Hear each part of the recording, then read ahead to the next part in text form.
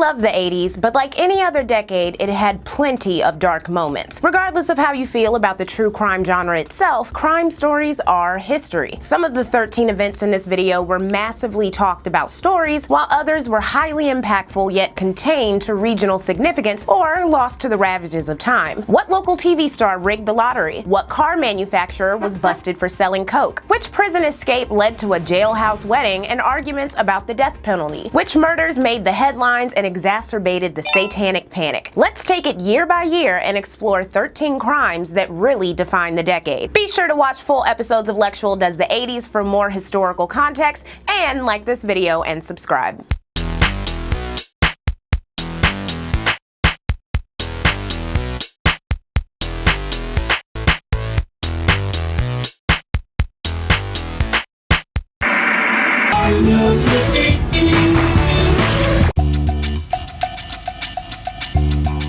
In April 1980, Rosie Ruiz was celebrated as the fastest woman to ever run the 26-mile, 385-yard journey from Hopkinton, Massachusetts to the Bay of Boston in the Boston Marathon. She had made the treacherous trip in just 2 hours, 31 minutes, and 56 seconds. Onlookers and reporters found it a bit odd that she was not covered in sweat or that she didn't look particularly tired. She said, "I got up with a lot of energy this morning." Then, little details started to bug people. Rosie Ruiz won the women's division of the Boston Marathon, a grueling 26-mile race in record time. Her time was so stunning that few observers or participants believe she completed the entire course. Her legs weren't toned enough to be that of a voracious runner. Her shirt was too heavy and not optimal for running. She didn't know the lingo. Doing a lot of heavy intervals. Someone else asked me that, and I'm not sure what intervals are. What are they? Well, intervals are track workouts that are designed to make your speed improve dramatically. And if you went from a 256 to 231, one would normally expect that you do a lot of speed work. Is someone coaching you or advising you? No, I advise myself. Well, it was a fantastic performance, Rosie. Congratulations. Rosie Ruiz. Do you see their faces? Look at their faces. The mystery woman winner, we missed her at all our checkpoints. She came through the finish in a fantastic 2:31. We have to confirm that time at this point, but she was way ahead of the world-class field here today in the Boston Marathon. Thank you, Rosie. Thank you. Please rewind that. She was way ahead of the world-class field here today in the Boston Marathon. Thank you, Rosie. Thank you. Nobody remembered seeing Rosie in Wellesley, where the students of the all-female school typically cheered for the first female runners who passed the campus. Others checked videos and photos and didn't see her. Ruiz blamed this on the lack of attention on female runners. The way the race is run, Ruiz said any unknown who won would face the same pressure. I do not believe that there is enough coverage for women in any of the races. I believe that maybe after this, whether you prove me guilty or not, which I am not, there will be more coverage of women crossing the finish line during 26 miles. It's not fair. But her story completely fell apart when 2 Harvard students said they saw Ruiz shoot out of a crowd of spectators half a mile from the finish line. All the other women. I just saw someone stumble out of the crowd in front of me across the street. This was on Commonwealth Ave. The crowd was at a half mile from the finish. She was in track clothes and wearing a number. More digging revealed that Ruiz had also never run the entire New York City Marathon, which had qualified her for Boston. Though Ruiz never admitted to her fraudulence, she was stripped of her win, with the title going to Jacqueline Garreau. Ruiz declined the offer of a New York newspaper to run the same distance again for $1,000, but said she was willing to take a lie detector test to prove that she did not cheat. I had 1 minute to feel that I had won the race. And every moment after that has been a nightmare. Per the Boston Globe, in those early moments after losing her victor's title, she declined many offers, including some that would have paid her thousands of dollars to compete in races and prove she was capable of running the entire Boston Marathon. Rosie Ruiz spent the next few years being arrested for embezzling cash and selling cocaine before settling down into a life mainly out of the spotlight, except for sporadic interviews where she insisted she would reveal new proof of her innocence or that she would enter another marathon. She never did either, and she never gave Boston their medal back.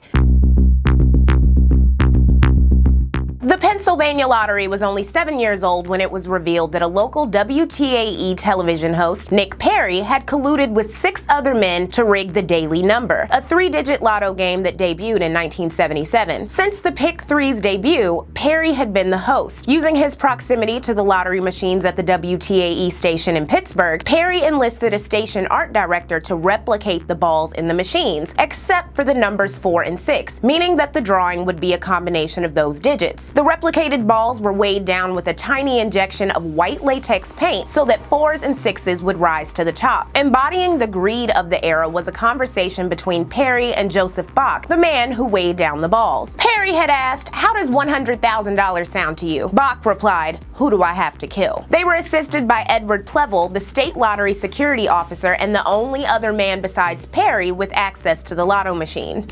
Good evening, everyone. It's time for the live drawing of the daily number, Thursday, April 24th, 1980. Each of our 3 machines contains 10 balls, numbers 0 to 9. 6, and there you have it, today's Pennsylvania lottery daily number. That's 666. If you've got it, come and get it. If not, better luck tomorrow. On April 24th, 1980, the drawing produced the number 666 for a payout of $3.5 million, or $12 million in today's money. What a killer start to the decade of the Satanic Panic. Lottery officials were suspicious because they noticed that a large number of tickets were purchased for the 8 possible number combinations, and that 8 players had come forward to claim the prize. One member of the gang alone spent $10,000 on lottery tickets before the drawing. The co-conspirators had also placed bets on the numbers with local bookies in illegal numbers games. The numbers boss, the bookie Tony Grosso, tipped off a local reporter who revealed the scandal. All but 2 of the men who testified in exchange for immunity were jailed, with Perry receiving 7 years for multiple charges, of which he served 3. A former admirer wrote to the local paper, "I can't see why a 63-year-old man who has a good living and is established in the community would do something like this." New security measures being implemented include hiring a full-time director for lottery security, limiting the TV station's responsibility to production only, and requiring state police security checks on all lottery employees, including the TV production personnel. Pennsylvania responded to the 666 fix scandal by moving the lottery to the state capital and tightening rules. On July 27, 1981, 6-year-old Adam Walsh and his mother, Reeve, went to Hollywood Mall in Florida. She left him at a video game kiosk with other slightly older boys while she went to go shopping. After the boys made a ruckus, the security officer kicked them all out, including the shy 6-year-old who didn't speak up that his mother was shopping in the store. Adam stood alone outside of the mall and was never seen alive again. It's been a frustrating 5 days since 6-year-old Adam Walsh was last seen. His disappearance has prompted community-wide concern in South Broward. Late this afternoon, volunteers met with Adam's parents to continue their search.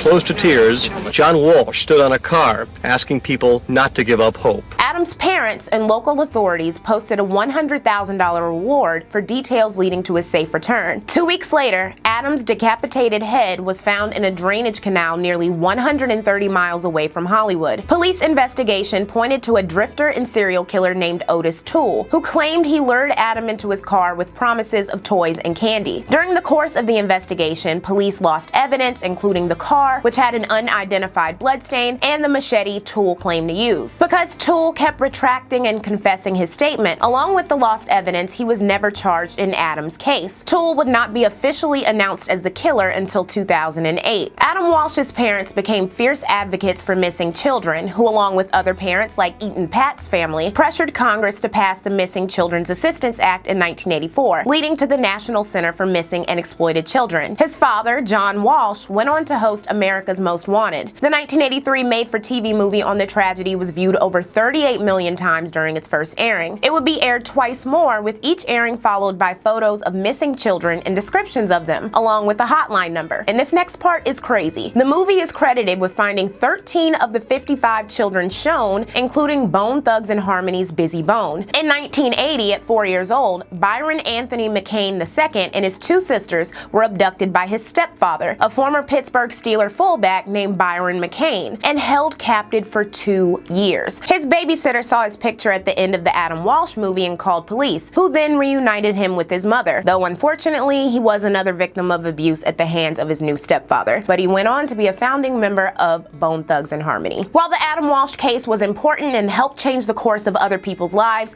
racism permeated police investigations of non-white children. On October 12, 1981, an 8-year-old girl named Gina Garcia was abducted from outside of a mall in Orlando, Florida, and sexually assaulted in a case so similar to Adam's that John Walsh believes the kidnapper was Otis Toole. The Orlando Police Department told Gina and her parents to not tell anyone about the assault and to just move past it. They designated the investigation just 14 days later as inactive. Meanwhile, in Atlanta, though Wayne Williams would be convicted of 2 adult murders in the 30 Atlanta murders that took place between 1979 and 1981 and was linked to a few of the children, most of the black children did not receive justice, and the Atlanta PD investigation from the beginning was not handled with much care or attention.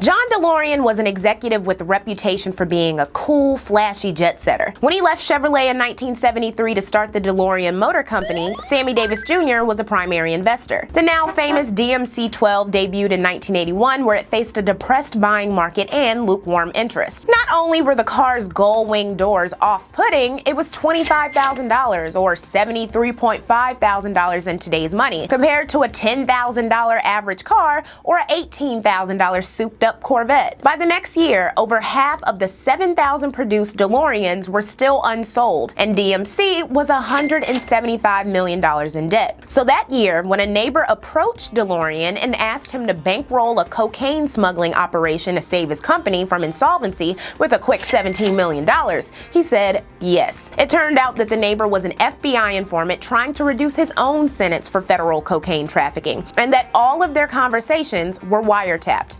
A flying service in California's Mojave Desert, a posh motel in Newport Beach, a small bank south of San Francisco, all pieces of the intriguing puzzle of how John DeLorean became involved in a $24 million cocaine deal. After plans were made, FBI agents posing as co-conspirators presented DeLorean with cocaine and a bottle of champagne. DeLorean said the drug was better than gold. Gold weighs more than that, for God's sake. He was promptly arrested. Law enforcement sources tell CBS News Assistant U.S. Attorney James Walsh dreamed up the idea of introducing DeLorean to drug dealer Hetrick. The plan was carried out, and DeLorean's subsequent meetings with the dealers were then videotaped by federal authorities, who finally arrested him earlier this week. The question of entrapment, whether John DeLorean was unlawfully lured by federal agents into committing a crime, is one strategy DeLorean's new attorney will have to tackle, although experts say it is not likely to work. Facing 67 years in prison, DeLorean would fight off his federal charges of trafficking cocaine by exposing the FBI for entrapment, getting a full acquittal in 1984. Stings like the one to get John DeLorean are being used more and more by American agents. They've raised questions about whether it's right for a government to lure its own citizens into crime. Is it just me, or does this whole thing reek of rich white privilege? And 1985 is not his year. But Dr. Brown is about to change all that. Are you telling me that you built a time machine out of a DeLorean? The next year, Back to the Future premiered, showcasing the DeLorean DMC-12 as a time machine and cementing it into pop culture forever. 5 people are now dead, one in critical condition after taking extra-strength Tylenol.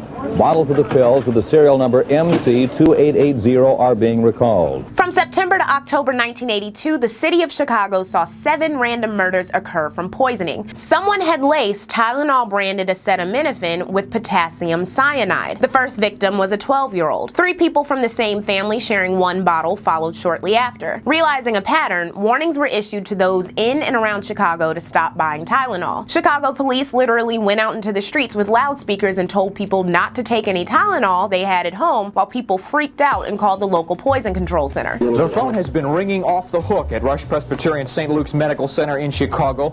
It's the regional poison control center for the entire Chicago area. Poison specialist Lane Olaf. We've been receiving calls about once every 15 seconds. At Rush Presbyterian St. Luke's, we only have 3 poison lines, and they're lit up constantly, ever since yesterday morning. Johnson & Johnson issued a nationwide recall in October 1982 for an estimated 31 million bottles in circulation. The tainted capsules had been produced in both Pennsylvania and Texas, leading investigators to believe that someone in Chicago had taken the bottles off of shelves, laced them, then returned them back to stores for customers to buy. As a result of the poisonings and wanting to avoid a shareholder meltdown, Tylenol developed tamper-resistant packaging for its most popular product, but observers noted that the problem was also capsules, not just packaging. After the first tainted Tylenol scare in 1982, the makers of the painkiller began selling their product with special plastic seals. But you may be alarmed to learn how simple it is to duplicate that seal.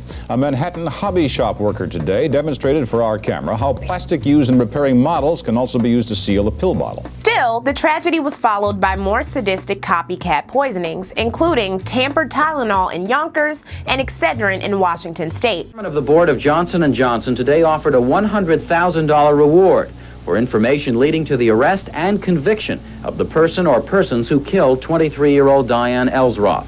The Westchester County woman died Saturday after taking 2 cyanide-laced extra-strength Tylenol capsules. In the case of the Yonkers death, the Tylenol bottle had been in a tamper-resistant seal inside of a sealed box. Denying that the capsules had been poisoned before leaving manufacturing facilities, Johnson & Johnson and other pharma companies went on to phase out capsule products, which were cheaper than pills, but more easily tampered with than pills. Product tampering was also made a federal crime. The person or people who poisoned the 7 victims was never found, though one man, a Massachusetts tax consultant and former murder suspect named James Lewis, tried to extort Johnson & Johnson for $1 million to stop the killings. He spent 12 years in federal prison for extortion, but could not be linked officially to the murders.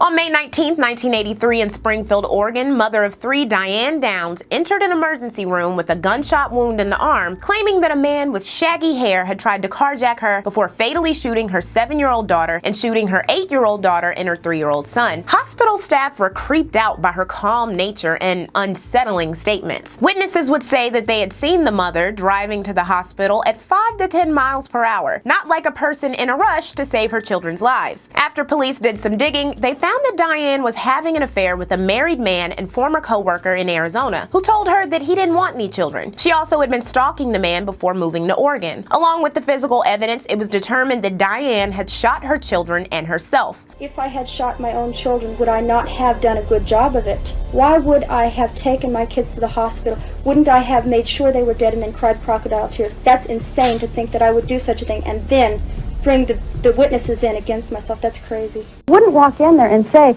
this weird person came up out of nowhere and shot us for no reason and just left. I mean, it's not a believable story. I could have, if I had done this, I could have come up with a believable story. It really happened. Her 3-year-old, Danny, was paralyzed from the waist down. Her surviving daughter, Christy, had a stroke. 9 months after the incident, she was arrested and her conviction was partly successful because of the testimony of the 8-year-old, Christy. While in custody, Downs gave birth to a baby she had agreed to be a surrogate for in exchange for $10,000. Downs was convicted of all charges of murder and attempted murder in 1984 and sentenced to life in prison. Because Downs' ex-husband and the father of the 2 children refused to take custody, they were adopted by the lead prosecutor of Downs' case. In 1987, Diane escaped from prison by climbing an 18-foot fence, spending 11 days on the lam before being apprehended after a 14-state manhunt. The Diane Downs case signified that in a culture increasingly terrified of stranger danger, a lot of child abuse and murder was carried out by parents. Speaking of prison escapes, a really wild one happened in Virginia in 1984. It was led by James and Linwood Briley, who along with a 3rd brother Anthony and a teen accomplice had killed approximately 11 people in a 1979 murder spree across Richmond. Linwood, the older brother, had also murdered a 57-year-old neighbor in 1971, for which he had gotten 1 year in reform school. By all accounts, the brothers had a stable home life and were known by neighbors to be helpful and courteous. Among their crimes during that 1979 spree free, they murdered and raped a 76-year-old and raped the woman next to her son and husband before killing all three. So that tells you what kind of people we're dealing with here. So on May 13th, 1984, at the Mecklenburg Correctional Center, James and Linwood, along with 4 other death row inmates, orchestrated an escape. They overpowered several officers in a control room, stripped them, tied them up, and put on their uniforms to pretend to be guards. Linwood and James wanted to murder all of the guards, a continuation of their spree days where they did not leave survivors, except once on accident. The other death row inmates protected the guards and refused to allow them to be killed. One guard was a woman and a new mother named Carlina White, who was terrified that she was going to be raped. Escapee Earl Clanton, who was on death row for murdering a librarian in a robbery that netted him $8, told her he was a father. She recalled in a 2019 interview, he said, "I'm not going to let anyone come in here and hurt you. You have my word." And he didn't. He stayed right there in front of the door. I think Earl Clanton saved my life. All of the guards were fired after the incident, despite a June 7th report that, quote, correctional guards in Virginia's prison system receive only 2 hours of training in hostage situations, less than the 16 hours recommended. So the escapees pretended to wheel a bomb out of the prison. It was actually a TV covered with a blanket, and managed to escape in a van. With homemade knives, the Brileys and 4 other death row inmates overpower the guards and take over this guard station. They put on the guards' uniforms, call out that they've got a live bomb that's getting ready to blow, then come out with a TV set on a stretcher, covered with a blanket, spraying it with a fire extinguisher for effect. News of the escape shot across the country. The 6 inmates split up and all were apprehended by June 19th, the Brileys being caught last. Convicted murderers James Briley and his brother Linwood had been on the run for nearly 3 weeks. FBI agents arrested the Brileys outside this North Philadelphia auto customizing shop. The Brileys' uncle, Johnny Lee Counsell, he'll be charged with harboring fugitives. All the escapees were all eventually executed, Linwood first in 1984. Linwood Briley was placed in the execution chamber at 11 o'clock, and he was pronounced dead by the attending physician at 11:05. James Briley and his attorneys tried to use the media to escape the chair, but it didn't work. I, of course, chose to escape because I'm innocent, and if you're innocent, I believe that you're supposed to be free. The case was a lightning rod for the continuing debates on the death penalty. And fascinatingly, the guard who executed Briley and 61 others now opposes the death penalty. Linwood Briley was Jerry Given's first execution, a job for which he got no extra pay, and he would subsequently lie to his wife about what he did at the prison for 20 years. And this is where it gets really weird to me personally. Like, this whole story is really weird. So 44-year-old Evangeline Grant Redding, the first black woman in my home state of North Carolina to produce and host a TV show in the state, 1971's Together with Evangeline, married 28-year-old James Briley, claiming it was to make a stand against the death penalty and to save his life. Her weekly Sunday show had lasted for a little under a year, and she had also filmed educational material for children with her brother. Now, she had pulled a performance art activism stunt before, but James Briley was set to die in 3 weeks for the rape murder of a pregnant woman and her child, and she was a North Carolina Central graduate and divorcee mother of 2 twins. Evangeline would lead a 30-day hunger strike in the month before his death sentence was carried out. As recently as 2018, she still has his last name. If I look and sound skeptical about Mrs. Briley's intentions, it's because I am. An April 1985 Jet article detailed their jailhouse marriage, like how they kissed passionately and how she gave him a stack of boudoir photographs as a wedding gift. She listed her 3 reasons for marrying James, who had went back to a triple homicide scene to steal a TV for his room, as her being opposed to the death penalty, her belief that he was innocent so she could acquire his freedom, and that she loved him. Realizing the only way she would be allowed to visit him at the prison and work for his freedom was to become his wife, so she asked to marry him in a letter. It was a moral thing in the beginning, and then it grew into a very emotional bond, she said. The quick pivot from saving a man on death row to claiming said man is innocent and should be free to declaring your love makes me think it was hybristophilia, which brings me to the next true crime case of the 1980s.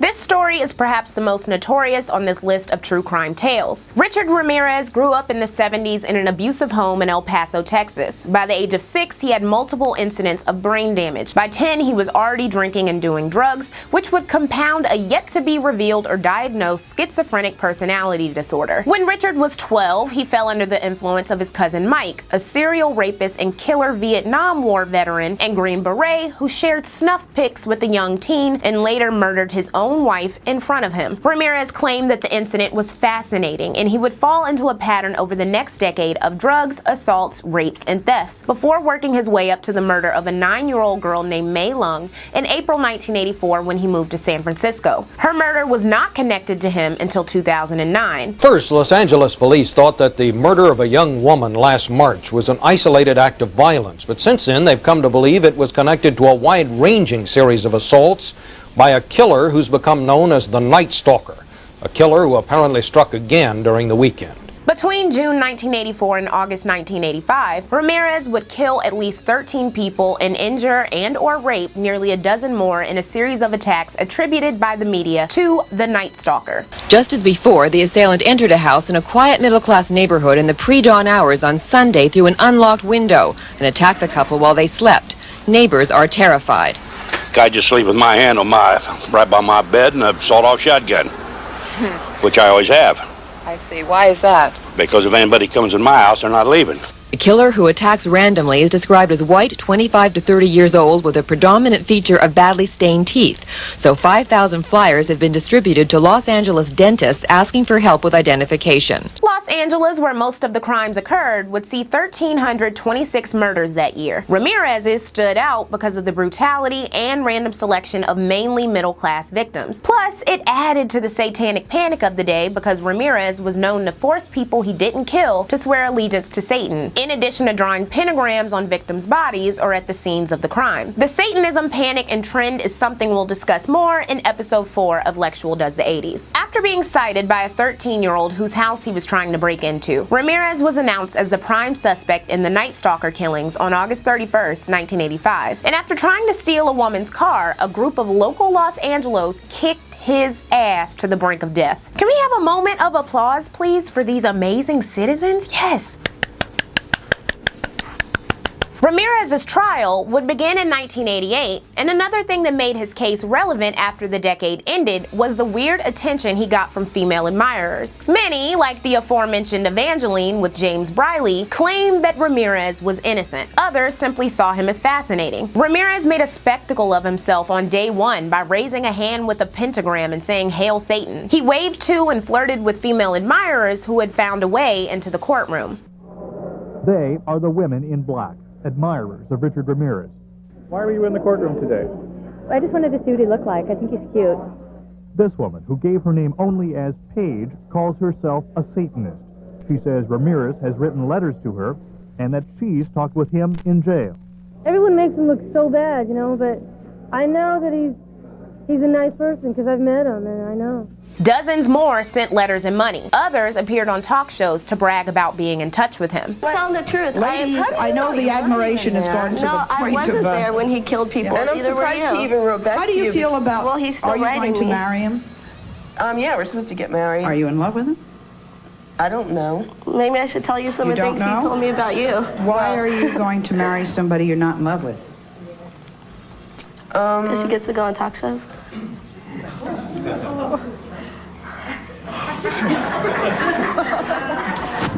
The man known as the Nightstalker was convicted on all charges in the state's most expensive trial so far. He was sentenced to death. Ramirez would eventually marry a woman named Doreen Leoy, who, like Evangeline Redding, thought Ramirez was innocent.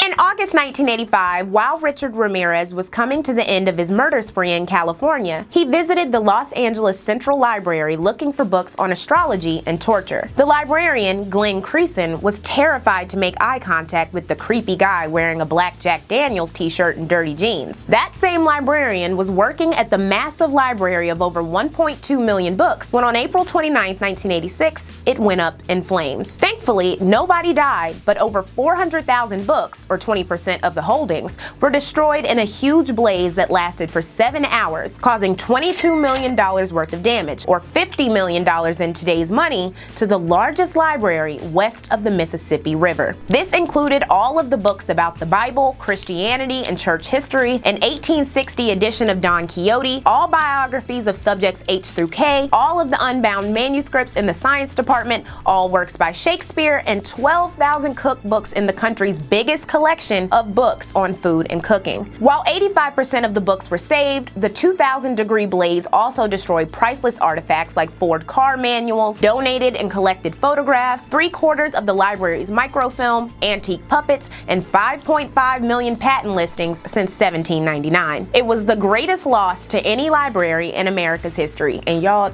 I'm hurt about this. Not only was the library over capacity with books, but the fire had likely started in the stacks, a part of the original 1926 building that was dim and narrow. The library itself also had numerous fire code violations and a strapped budget, though in the early 80s it had installed new alarm systems. But when firefighters arrived, they needed to stoop in the compressed space of the stacks, which made the fire more dangerous. The intense heat meant firefighters had to be replaced every 15 minutes. Books that were doused with water were in immediate danger of being destroyed by mold and decay. Before the fire was finally out, approximately 2,000 Los Angeles citizens showed up to help librarians clean up and save the remaining 700,000 books. They were sent home and told to return the next day, where they helped pack roughly 50,000 boxes of 15 books each, which were then transported to food storage freezers lent by businesses to save them. An aerospace manufacturer invented a process to save the approximately 700,000 books that were wet and/or smoky, though not all were salvageable. A Save the Books campaign raised $10 million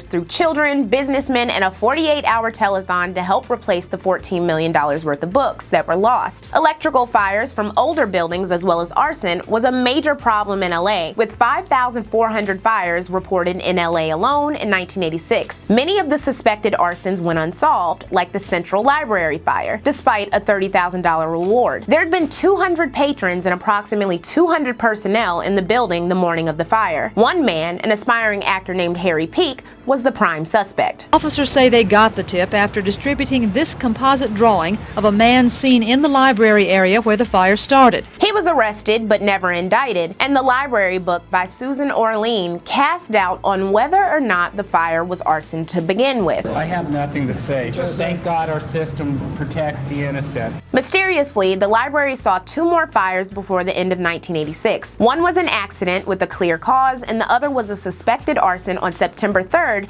that destroyed the contents of the music department reading room. The Central Library would be closed for 7 years, and remaining librarians who didn't request immediate transfers suffered from, quote, eye infections, breathing difficulties, skin irritation, and post-traumatic stress disorder.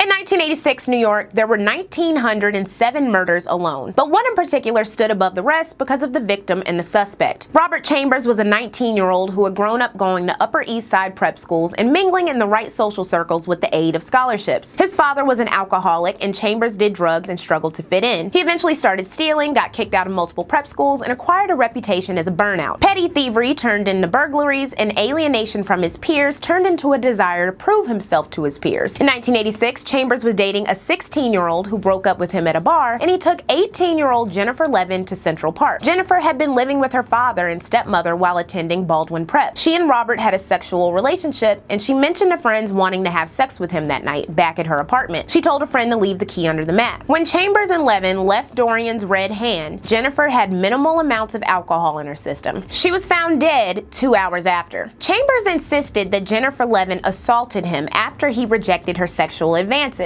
trying to arouse him with panties tied around his wrists until he reached up with his left arm and pulled back on her neck as hard as he could, eventually flipping her over him. A jogging doctor saw the couple appearing to be having sex 30 minutes before her estimated time of death. Another jogger said Chambers joked with him. Chambers claimed not to know she was dead and made no attempt to call for help, watching from a few yards away as her body was discovered by a cyclist who phoned police. Chambers went home and went to sleep, where he was arrested soon after. The city and observers divided divided into predictable stances. Because both Chambers and Levin belonged to an affluent social circle and went to prep schools, tabloids dubbed him the Preppy Killer. The full expose on the case, and by extension the Upper East Side world of white teens, divided readers. It detailed Robert's life sympathetically. Robert himself maintained a group of supporters. Jack Dorian, owner of Dorian's Red Hand, put up his house as collateral for part of Chambers' bail because Robert was his son's friend. The Archbishop of Newark, a man named Theodore McCarrick, who was now disgraced because of his sexual assault of numerous boys, wrote a letter to the judge asking for Chambers to be released on bond. When Chambers' bond was set at $150,000 and his parents couldn't pay it, some Catholics began raising money. His parents hired Jack Lippman, a lawyer who in 1977 defended a Yale student who bludgeoned his ex-girlfriend to death and confessed to a priest about it the next day. Lippman had worked his magic to get the Yale scholarship student, Richard Herron, off with a manslaughter sentence. Part of his defense strategy was claiming that Levin had a kinky sex diary, which actually didn't exist. Newspapers like the Daily News led with headlines like "How Jennifer Courted Death." The trial brought up discourse about slut-shaming, victim-blaming, female on male sexual assault, and privilege. There was also awful footage of Chambers popping a head off a Barbie doll in his late teens, saying, "Oops, I think I killed her." The jury failed to agree on a verdict, prompting Chambers to accept a 5 to 15-year plea deal for manslaughter. He was required to say he had intended to hurt Jennifer significantly enough to cause her death. An apology that gave no comfort to his victim's parents,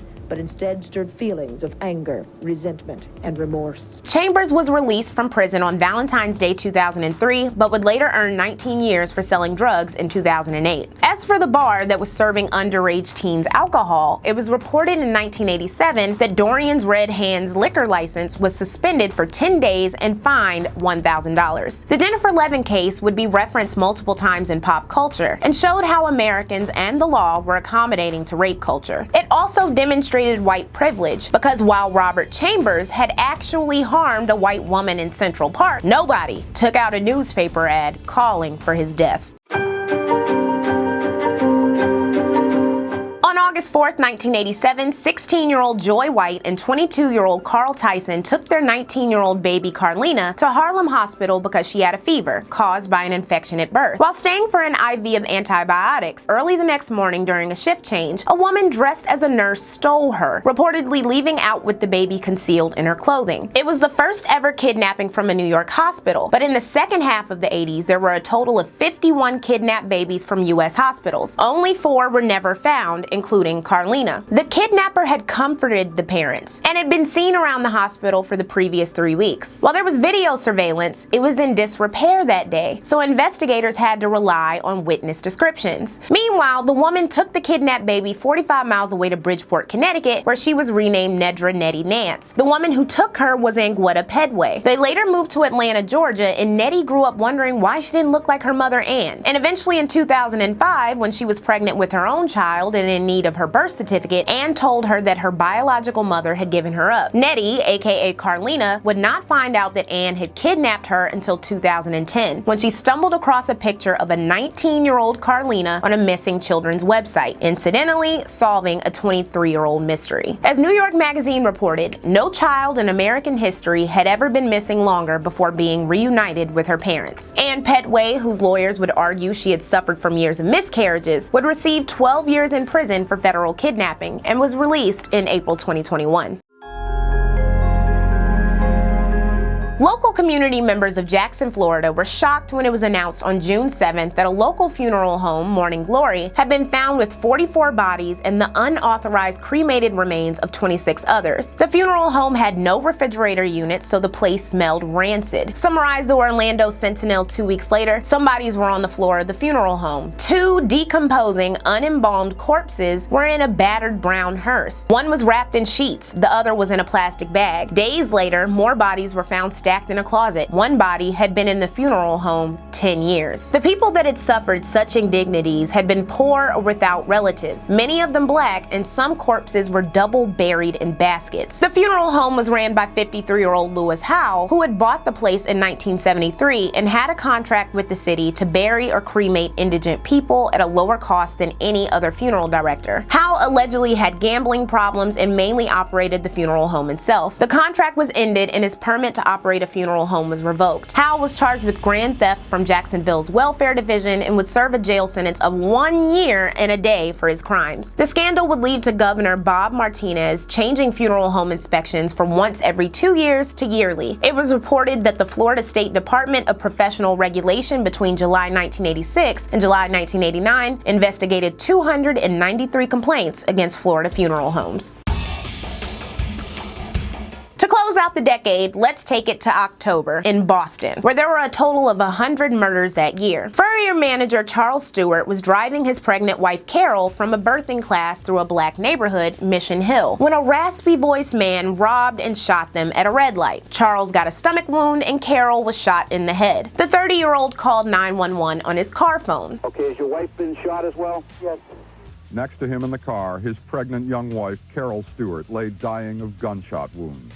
Interested. My wife is sub-gurgling. She's stopped breathing. All right, Chuck, I'm going to get assistance to you, buddy. Open the door. Charles passed out on the line, and William Shatner and the TV crew for Rescue 911, a new reality series, was in the vicinity and captured the Stewarts getting medical attention, guaranteeing that this case would become national news. Carol died, and her son, born by C-section 2 months premature, also died. Boston police flipped the city upside down, implementing stop and frisk, looking for black men as Charles Stuart laid in a hospital bed for 6 weeks, and he received 2 operations. The mayor, Raymond Glenn, ordered 100 extra cops to search the streets. Recalled an observer, during those first few days, African-American men were lined up on street corners with their pants pulled down as officers searched their trousers and underwear for drugs, guns, or any excuse to arrest them. Black men were being rounded up and strip searched naked. Community leaders estimated that starting in October 1989, there were more than 150 stop and frisk searches in the neighborhood each day through November. Others mentioned their homes being unconstitutionally searched. Governor Michael Dukakis, who had been blamed for the escape of and subsequent rapes committed by furloughed prisoner William Horton, sat there at Carol's funeral and ate his food, while Boston continued its manhunt and citizens called for a reinstatement of the death penalty. The media, meanwhile, speculated on the squalor and violence of black neighborhoods, and the case was compared to the Central Park Five. Harassing all my friends and my family and stuff, that was ridiculous. Anyway, I do feel that they're overreacting as far as going to people's house, knocking on their door, and taking them out. I mean, that's really uncalled for. She was right. That is the only reason. If it would have been a black family, that would have been nasty. And they wouldn't have been zooming here and there, all going crazy if it was a black person. Yeah, they're getting kind of carried away, you know? I know a couple people who got shot before, and hey, they didn't go about it. It wasn't even on the news. While some citizens and politicians began calling for a return to the death penalty, police eventually settled on a suspect named William Bennett, who fit the description of the raspy-voiced man who had robbed and shot the young urban professional and his pregnant wife. Bennett was a career criminal with 38 arraignments and 60 arrests confirmed by his own lawyer, including shooting a cop in the 70s for which he served 5 years. So police really wanted to make him fit. Charles identified Bennett as the robber in a lineup. The problem with this story was that Charles Stuart had made the whole thing up. During that widely televised phone call to 911, he had never spoke his wife's name or tried to comfort her as she died. A few siblings knew, and somebody revealed Charles had expressed a desire to kill her before to other relatives. One friend told the New York Times that Mr. Stuart was upset that his wife had refused to get an abortion, and he was worried that she would not go back to her job as a lawyer after giving birth, lowering the couple's income. Charles may have been a yuppie earning $100,000 a year, but he was born blue-collar and had been making $4 an hour as a short-order cook a decade previously. Charles's brother Matthew, who had agreed to help, came clean in early January 1990. Stuart would die by suicide on January 4th, jumping into the Mystic River just days after spending part of his wife's $83,000 insurance policy payout on jewelry and a $22,000 Nissan Maxima. The Boston police would continue using stop and frisk and never face consequences for their treatment of the people of Mission Hill. William Bennett said the accusation ruined his life and went on to prison for holding up a video store. One good thing came out of the event, though. Carol's brother Carl would set up the Carol DeMotti Stewart Foundation, which for 25 years helped finance some Mission High School students' college educations. Said Carl, "We always felt that we were victims and so was the black community. What better way to reach across and acknowledge their pain?" For children and adults who were alive in the 1980s, do you remember these crimes? If you're scratching your head asking why I didn't mention other high-profile cases, Bernard Goetz, Ricky Castle, Tawana Brawley, Glen Ridge, Ollie North, watch full episodes of Lexual Does the 80s. And if you're enjoying Lexual Does the 80s and the corresponding I Love the 80s, be sure to subscribe to Intellectual Media on Patreon. All it takes is $1 a month to help me produce 1 to 2 high-quality videos every month. Thanks so much for watching this video, and I hope you like and subscribe.